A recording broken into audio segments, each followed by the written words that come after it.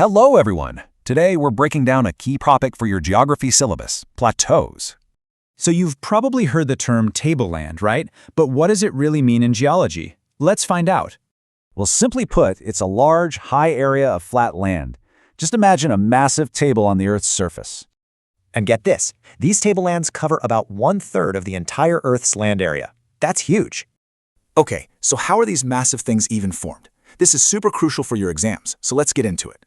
Basically, plateaus are born in three main ways. We're going to look at each one of them now. First up, you have magma pushing the crust up from below. It doesn't break through, it just bulges. Then you've got tectonic plates colliding. One plate gets pushed upwards, and bam, you get a plateau. And finally, volcanism. Just imagine layers of lava flowing out and building up over millions of years. All right, now let's get into the different types of plateaus. Pay close attention to the Indian examples. So, Piedmont literally means foot of a mountain. The name tells you everything about its location. For your exam, a key example from India is the Malwa Plateau. Super rich in minerals, by the way. Next up, intermountain plateaus. The inter part means between, so these are surrounded by mountains. The most famous example? The Tibetan Plateau, of course. It's often called the roof of the world. So, to keep it simple, Piedmont is at the foot of a mountain.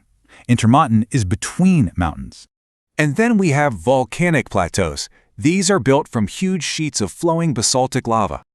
This brings us to a vital Indian example, the Deccan Traps, which is famous for its fertile black soil. Here's a quick look at some other types. Do note the Chotan Nagpur and Maharashtra plateaus from India. So, why does all this matter for India? Well, let's talk about why they're so important economically. Plateaus are incredibly valuable. They're storehouses of minerals and give us really fertile land for agriculture. So for your revision, remember these key Indian examples and definitely the geological terms that go with them.